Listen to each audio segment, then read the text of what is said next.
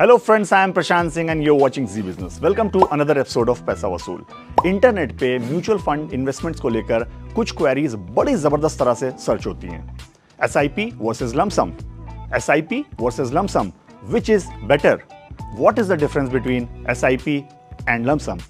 ना जाने कितने लोग अपना म्यूचुअल फंड इन्वेस्टमेंट सिर्फ इस वजह से नहीं शुरू कर पाते क्योंकि उन्हें एसआईपी वर्सेस लमसम जैसे बेसिक लेकिन मिलियन डॉलर क्वेश्चन का जवाब ही नहीं मिलता। लेकिन आज के इस पैसा वसूल के एपिसोड में हम सारा कॉन्सेप्ट क्लियर कर देंगे और आपको बताएंगे कि एसआईपी और लमसम में क्या डिफरेंस होता है, वो भी बिल्कुल आसान भाषा में। सबसे पहले तो आप ये समझिए कि एसआईपी और लमसम का पूरा कॉन्सेप्ट क्या है।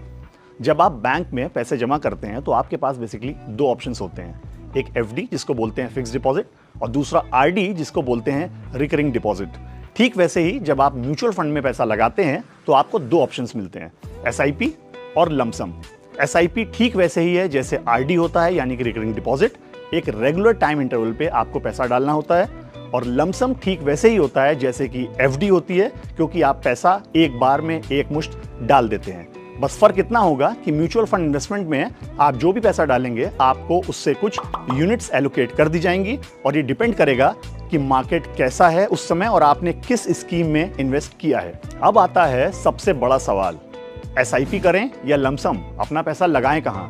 तो सबसे पहले ये समझ लीजिए कि अगर आपका गोल कोई लॉन्ग टर्म का है, कोई ऐसी चीज का आप सपना देख रहे हैं जो एक लंबे टाइम होराइजन में अचीव होगा, तो एसआईपी आपके लिए एक काफी अच्छा ऑप्शन साबित हो सकता है। जो लोग सैलरीड इंडिविजुअल्स हैं, हर महीने तनख्वाह पाते हैं या रेगुलर इनकम होती है, और अगर वो चाहते हैं कि रेगुलर इन्वेस्टमेंट करके एक टाइम इंटरवल पे पैसा डालते रहें और बाद में उन्हें एक मोटी रकम मिले, तो एसआईपी उनके लिए एक शानदार ऑप्शन साबित हो सकता है। अगर आप उन लोगों में से हैं जो बच्चे की हायर एजुकेशन के लिए कुछ पैसा चाहते हैं लॉन्ग टर्म में, या फिर शादी वगैरह के लिए पैसा चाहते हैं कि एक बड़ा अमाउंट मिल जाए, तो एसआईपी आपके लिए एक बहुत अच्छा ऑप्शन है क्योंकि एसआईपी वेल्थ क्रिएशन के लिए ही बनी है लॉन्ग टर्म में और ये एक गोल बेस्ड इन्वेस्टमेंट मेथड है। लेकिन अगर आपके पास कुछ एक्स्ट्रा अमाउंट है, कुछ सरप्लस पैसा है, कंपनी से आपको वेरिएबल मिला है, कहीं से ऐसा अमाउंट आया है जो एक मुश्त रकम है, आपने कोई प्रॉपर्टी बेची है, एनुअल बेसिस पे अगर आपको कोई परफॉर्मेंस इंसेंटिव मिला है, तो आप लमसम ऑप्शन को कंसिडर कर सकते हैं। अगर स्टॉक मार्केट लगातार ऊपर जा रहा है और आपको उम्मीद है कि आगे भी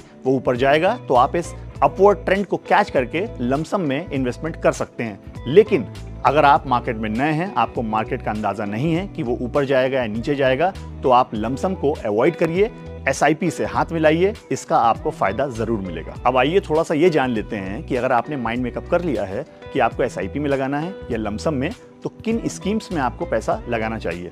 अगर आप एसआईपी की तरफ जा रहे हैं तो हमेशा इक्विटी ओरिएंटेड स्कीम्स में लगाइए, लेकिन अगर आप लमसम में जा रहे हैं तो आप डेट फंड्स में लगाइए, इसका फायदा आपको लॉन्ग टर्म में जरूर मिलेगा। अब सबसे इंपॉर्टेंट बात, ज्यादातर म्यूचुअल फंड एक्सपर्ट्स एसआईपी की तरफ ही जाने के लिए क्यों रिकमेंड करते हैं? इसके बेसिकली 5 बड़े रीजंस हैं। रीजन नंबर 1, इन्वेस्टमेंट डिसिप्लिन का बेनिफिट। एसआईपी में आप जो भी अमाउंट डिसाइड करते हैं कि आपको मंथली बेसिस पे डालना है, वो आपके अकाउंट से अपने आप कट जाता है। इसलिए इन्वेस्टमेंट के लिए जो एक बेसिक डिसिप्लिन की जरूरत होती है, वो अपने आप एसआईपी में आपके अंदर आ जाएगा क्योंकि अमाउंट जो है वो ऑटो डिडक्ट होंगे, आपको उसमें कुछ करने की जरूरत नहीं है। इसका फायदा आपको काफी अच्छी तरह से मिलता है लॉन्ग टर्म में। रीजन नंबर 2, रूपी कॉस्ट एवरेजिंग का फायदा और मार्केट वोलेटिलिटी का बहुत कम असर होना। एसआईपी में जब आप पैसे इन्वेस्ट करते हैं तो ये एक लॉन्ग टर्म प्रोसेस होती है, गोल बेस्ड इन्वेस्टमेंट मेथड होता है, इसलिए जब मार्केट डाउन होगा तो आपको यूनिट ज्यादा मिलेंगी, जब मार्केट अप होगा तो यूनिट कम मिलेंगी।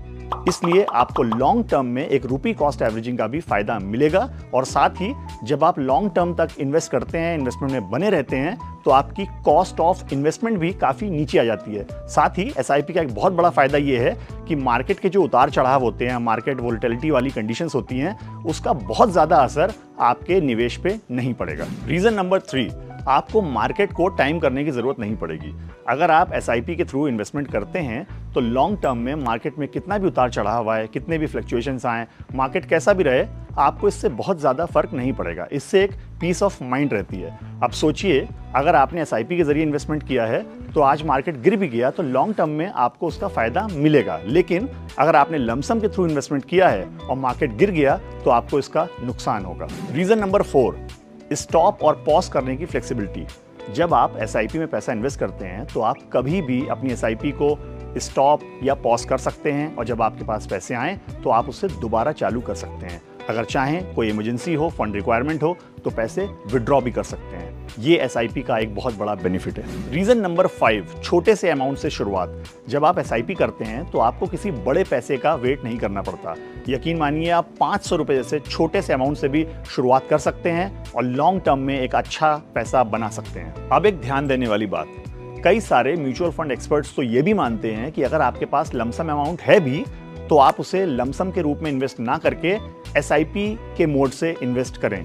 फॉर एग्जाम्पल, अगर आपके पास 1,20,000 रुपए हैं जिसे आप लमसम के थ्रू इन्वेस्ट करने जा रहे थे तो उसे डिवाइड कर दीजिए, 10-10 हज़ार की 12 किश्तें बना दीजिए और फिर एसआईपी करिए। इससे फायदा क्या होगा? सबसे बड़ा फायदा ये मिलेगा कि रुपी कॉस्ट एवरेजिंग हो जाएगी और अगर मार्केट हाई है तो आपका रिस्क भी कम हो जाएगा लॉन्ग टर्म में और इसका आपको क्लियर फायदा दिखाई देगा लॉन्ग टर्म में रिटर्न्स। तो ये थी एसआईपी वर्सेस लमसम के कॉन्सेप्ट के जरिए म्यूचुअल फंड से पैसा वसूल की बात। अगले एपिसोड में मिलेंगे एक नई जानकारी के साथ और आपको बताएंगे कि पैसा वसूल कैसे करना है। Till then, good bye, take care and keep वसूलिंग पैसा, क्योंकि पैसा लगाया है तो वसूलना तो बनता है।